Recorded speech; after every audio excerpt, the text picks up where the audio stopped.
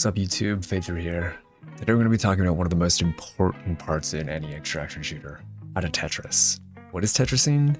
Based on the 1980s hit, Tetrising means to arrange parts of something efficiently within a limited space, or in ABI terms, how to fit as much valuable loot as possible so we can earn more coin.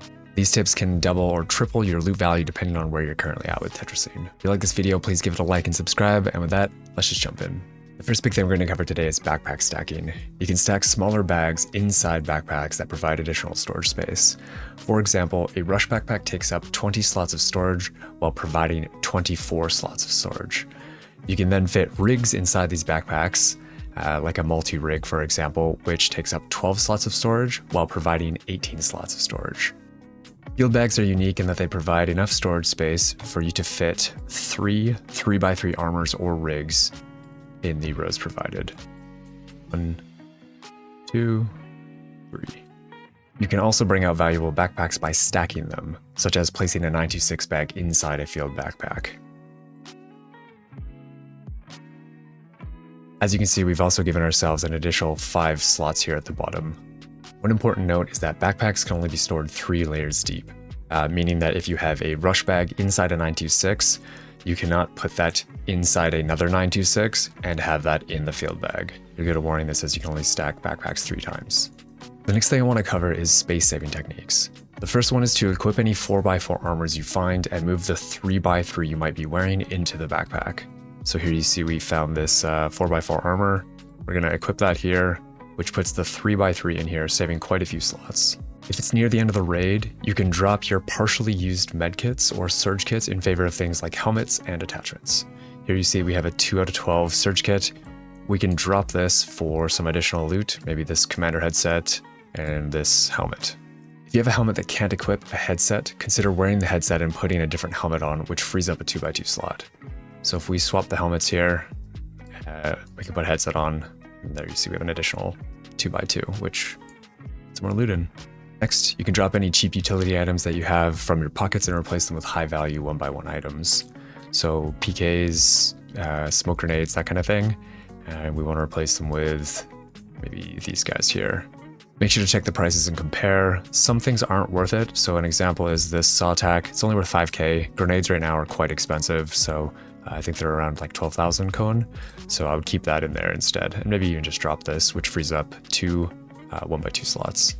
Consider the price of all purple items. Something like a ceiling foam might seem tempting, but an awkward 1x3 slot item for 15,000 coin could be dropped for something of better value. So here you see if we do this, we actually free up 2 2x2 slots, which could be helmets or even a gun of some sort. Lastly, gun management.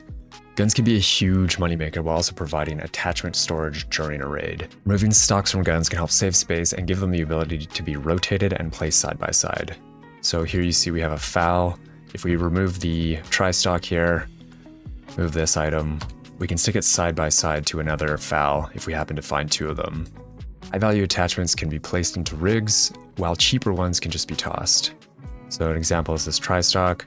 I would probably keep this just because I do use it on a lot of my builds. If you have a one that's like maybe less than 10k, 5k a slot, you could consider just throwing that away. You can also take grips that are cheap and replace them mid-raid. So I'm putting the tilt grip on here instead of the alloy, which frees up a 1x1 slot. Single slot hollows can also be replaced for 1x2 sights. So in this example, I'm going to take the SRDS, which is fairly expensive. So I'm going to keep that.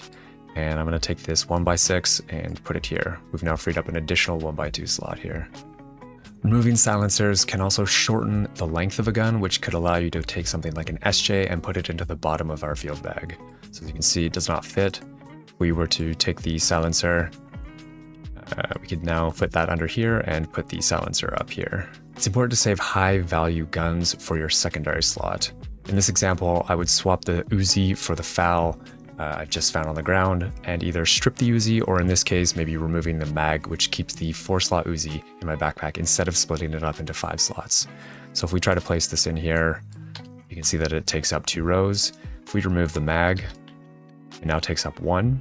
If we were to strip the Uzi, we have a 1x2 silencer, a 1x2 stock, and a 1x1 SRDS, which would be 5 slots. So in this case, I'm just going to do that, which takes up 4 instead. And with that, we're able to take the file that we've just found on the ground and put this here. You can double click on the items and see the accumulative value of the gun in the top right corner. And with these space saving techniques, we can then fill up our bag with more items. So with the 6x here, we grab this and put that there, and with this 3x3, well, why not a gold line? And there you have it. With this foundation of Tetris knowledge, you can take your post-raid values from okay to great. Let me know in the comments if these tips helped in any way, and don't forget to give this video a like and subscribe. You can also join us over on Twitch, where I stream Arena Breakout Infinite 5 days a week. Thanks for watching. Peace.